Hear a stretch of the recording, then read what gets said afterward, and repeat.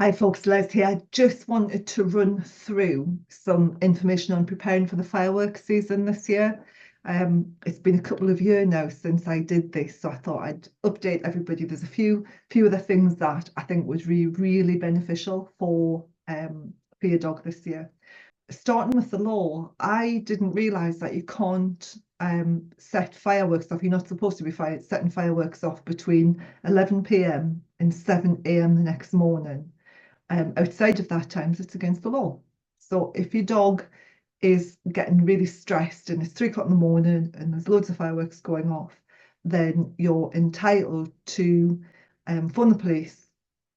Probably not 999, but you're entitled to phone the police and complain about fireworks going off.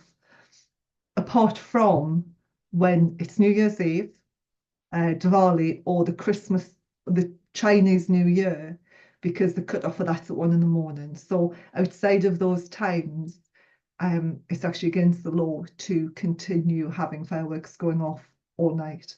So just something to bear in mind if you're really struggling with your dog. There's a couple of things to think about going into the fireworks season, although if like me, it's probably already started for you. So equipment, I'm going to run through an equipment list for you, and I'll make sure that there's a transcript alongside this for you as well. So equipment and some training that it'd be a really good idea to be doing with your dog. So first of all, give you an equipment list. Okay, a crate, a blanket or something to cover the crate with, an old duvet, a candle, a Kong. Make sure your dog's got a collar and tag, a T-touch body wrap or similar. And I'm going to go through some options for that as well, and some rescue remedy for both of you, not just for the dog. So if you haven't already trained your dog to settle down in a crate, now's a really good time to start. You've got a couple of weeks where you can teach your dog to settle. Start off with a bit of food. So I would always, when you first start your crate training, there's always to feed your dog in the crate. So it starts associating all good things starting and end in the crate. Make sure that it's got a nice comfy bed in there, make sure it's got water in there, and then start luring your dog in with a bit of food into the crate. So lure it in the crate, use whatever words work for you. I normally just say go in your crate. Lure the dog in, give it a sweetie when it's in the crate, close the crate, give it a couple of sweeties through the crate door, and then open the crate and let it out. So you would build up doing this, put the dog in the crate as many times as you can during the day, and then start very slowly increasing the amount of time that the dog's in there with the door shut. If you've trained your dog to down, that's even better. Put your dog in the crate, give it the down command, give it a couple of sweeties through the crate door, open the crate door. Don't let your dog barge out. So make sure your dog's being polite as it comes out of the crate, and just teach it that the crate is a place of calmness and not a place for excitement, which is one of the reasons why we want them to calmly leave the crate as well. There's a really good free sound effects on the internet, and I'll put a link up as well for you. It's, I don't know how you pronounce it, Fesliyan Studios. So it's www.fesliyanstudios.com, royalty-free sound effect download, fireworks 282. So there's a load on there, but as I say, I'll make sure that there's a link here for you if you want to go and have a look at the sound effects. I know it's really stressful living with a dog that's scared of fireworks. Angus, my golden retriever, he was really scared of fireworks, and he would wake me up in the middle of the night when the fireworks were going off. The only time he ever came in the bedroom was when he was scared of the fireworks, and I would wake up with like a golden retriever sitting on my chest, which wasn't the nicest way to wake up. Honestly, he used to get really scared. But saying that, I used to pick up. He was a really good picking up dog, so I used to pick up with him every year. He'd quite happily sit under a gun. Fireworks, not so much. He was frightened of thunder as well. And with fireworks, a lot of the time, it's not just the sound, it's the vibration, and it's the air pressure, and it's the smell, which is completely different when you go shooting. So when I'm going through all of this, I'd like you just to remember that what will work for Angus might not necessarily work for your dog. So just pick out the bits that you think are appropriate to your dog and implement them, and hopefully will get you through the fireworks season with the minimal amount of stress.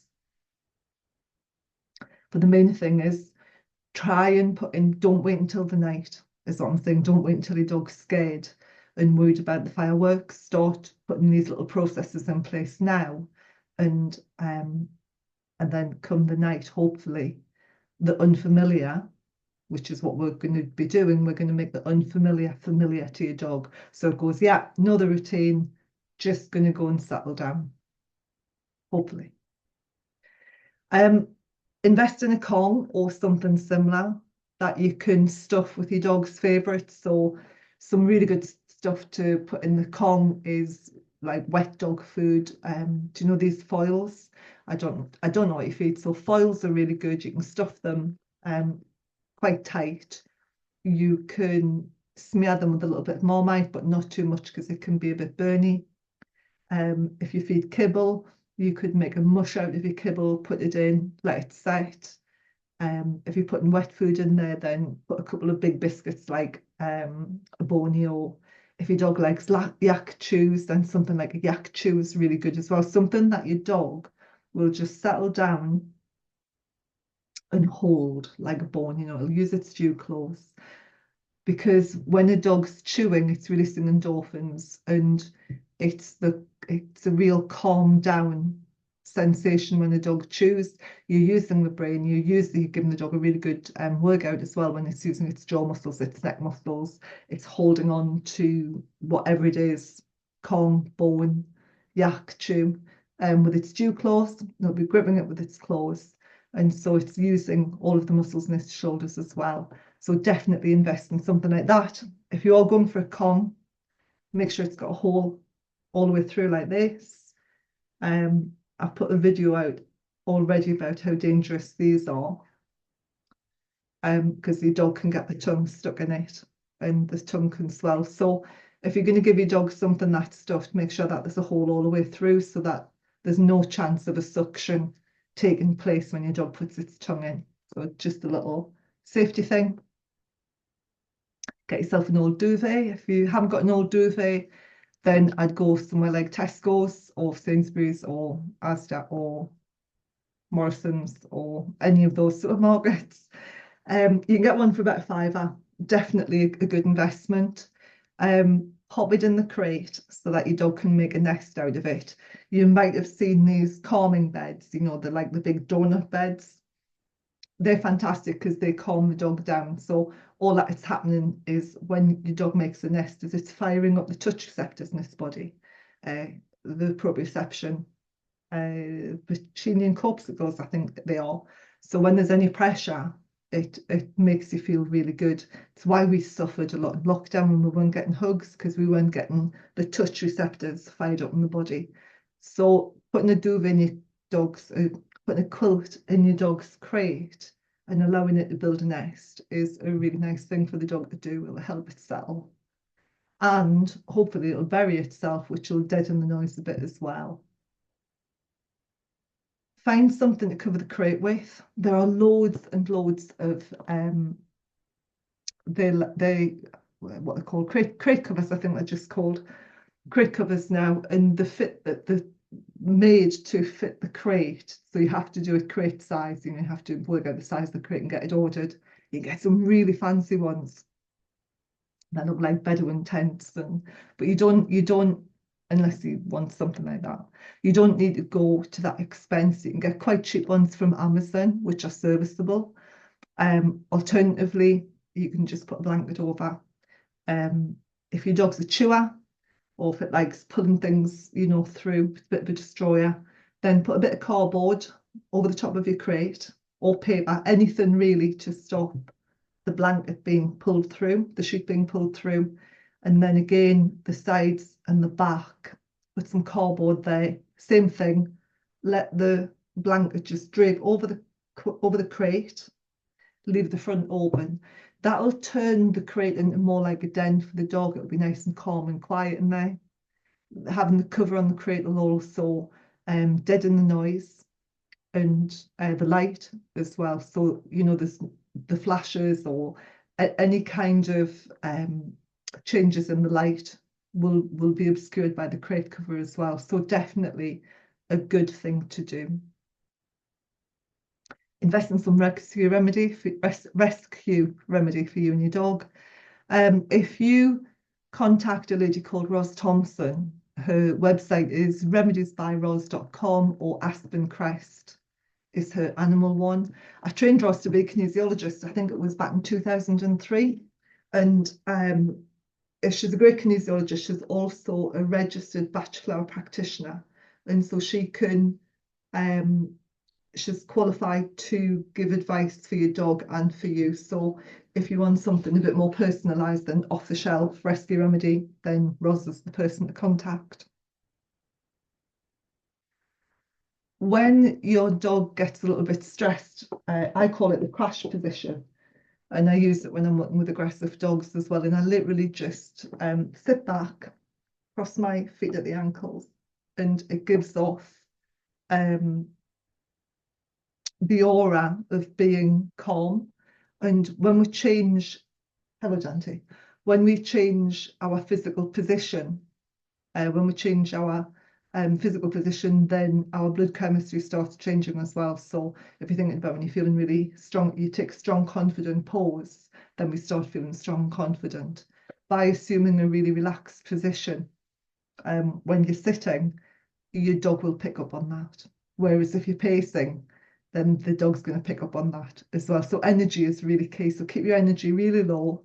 Just even if you just sit in the chair, sit back, cross your feet, cross your legs at the ankle, and just say to yourself, oh, I'm so tired.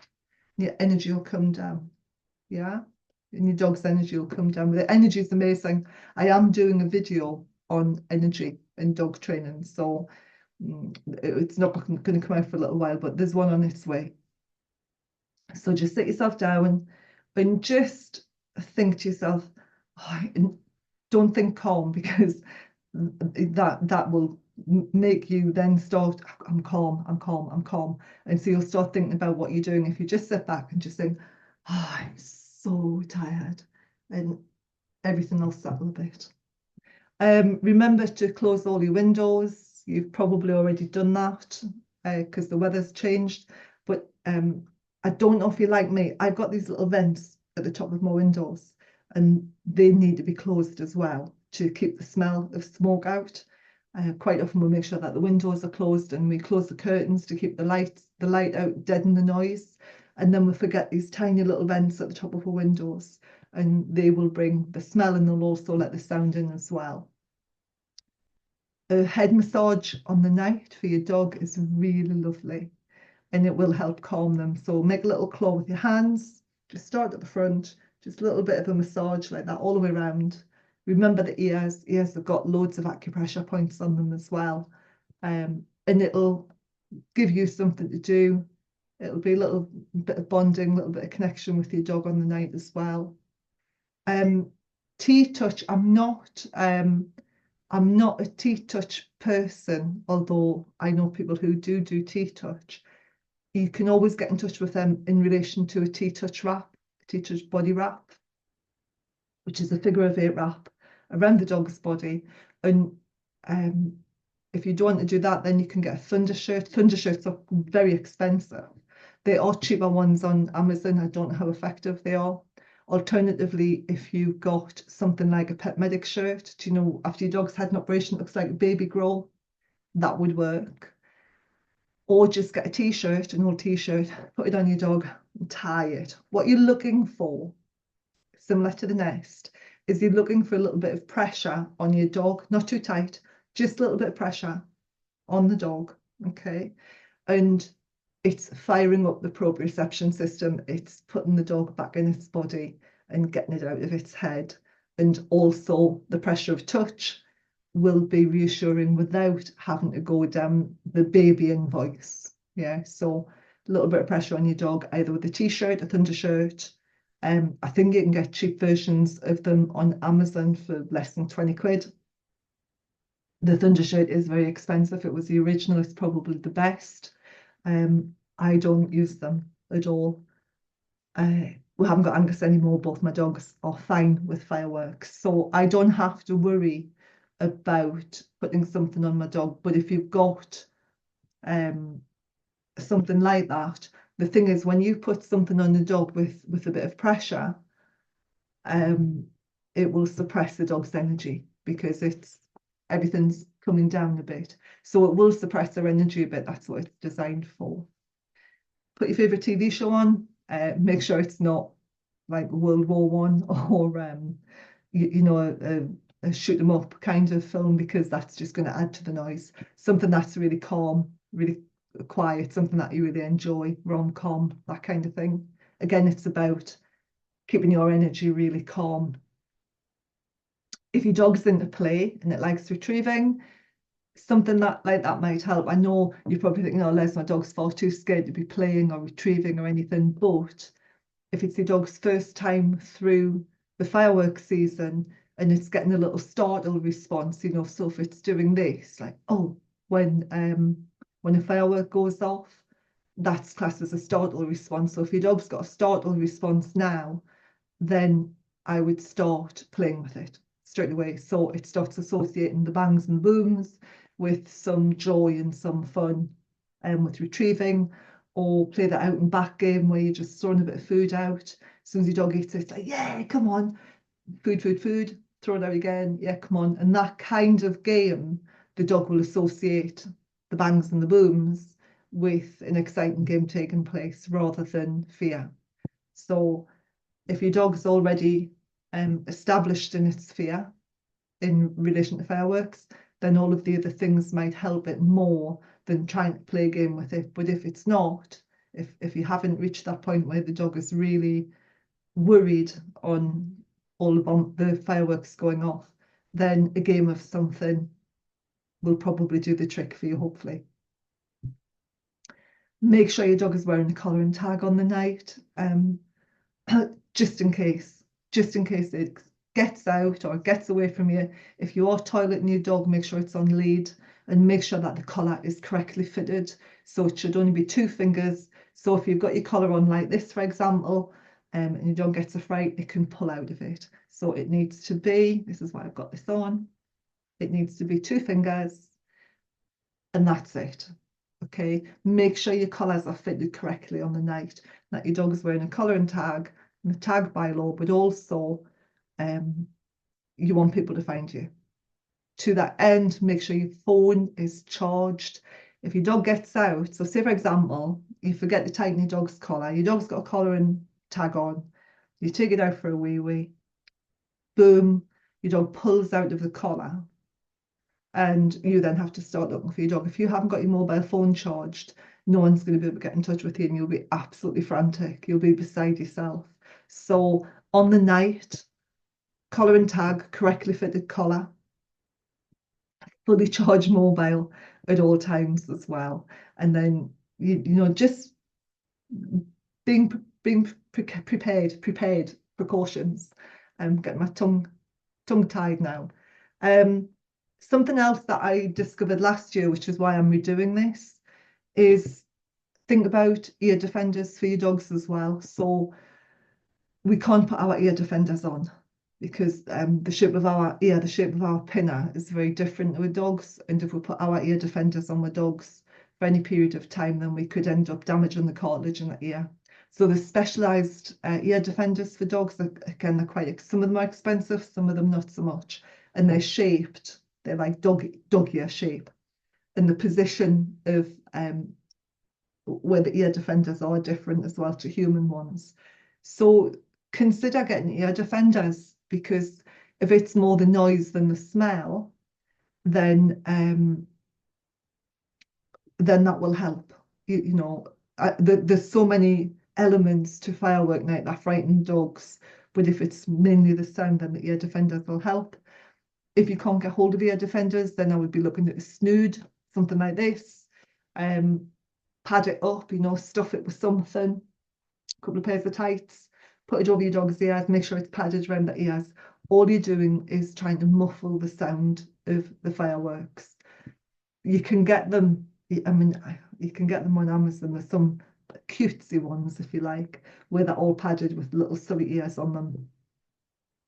But if they do the job, then if they're dead in the sound, make your dog feel a little bit more comfortable on the night, then they're worth investing in.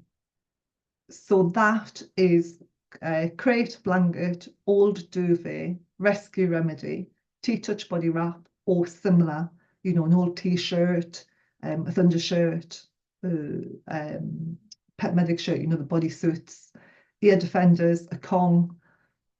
Thing that I haven't mentioned is candles. So if they're on the night, one of the things that can really affect a dog is the smell. You know, dogs have got 220 to 300 million scent receptors in their nose. We've only got 5 million, and the overwhelming smell for them. So just, yeah, I always burn candles, even though my dogs are fine. I always burn candles around that night just to take the edge off the smells. You know, dogs can smell. Oh, they can smell like a droplet of blood in an Olympic-sized swimming pool. The nose is phenomenal. By mingling the smell of all the fireworks in with a familiar smell, again, it's making the unfamiliar familiar. When you get a candle, make sure it's an animal-friendly candle. So some of the cheap candles aren't necessarily animal-friendly, and the oils that they use can be toxic. So say, for example, with cats, you wouldn't have anything with lily in them because lily is toxic. But if you go on to Google, this is where Google's your friend. If you just type in into Google or ChatGPT, if you into ChatGPT, essential oils that are toxic to dogs, then you can avoid candles that have got them in. And the reason I would avoid them is because when the dog smells, they've got this massive olfactory system. When they sniff it, the scent is carried on, the scent molecules are carried on the air, and they sniff it and it goes straight in the olfactory system and straight into the brain. So it's just something that I'm really wary of burning around dogs is toxic smells. So find a nice animal-free candle, get it burning before the night and enjoy it.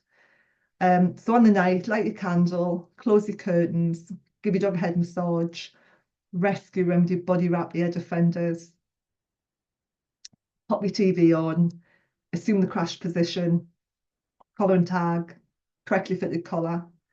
If your dog's interested, then play with your dog, you know, if it's the first time through fireworks season.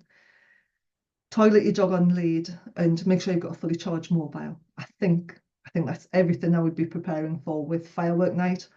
The day after firework night, just check your garden for debris because there could be rockets that are being let off. Depending on how close you are to where the fireworks are taking place, you could have rockets and bits of firework in your garden. We lived opposite a pub years ago, and there was no firework displays close to us. And then some idiots thought it would be good fun to let these fireworks off in the car park at 2 o'clock in the morning in the pub. And they were just in the pub car park. The village the next day was just covered in dead fireworks. So I had them in the garden. They were all over the road. The police were called. So that's something to bear in mind as well. So when you first go out the next morning to let your dog out, take your dog out on lead, and that way you can make sure that your garden's safe to let your dog in as normal. I hope the fireworks season goes really well for you. I hope this helps, and yeah, you take it steady. And here's to when they bring out the silent fireworks. Take care.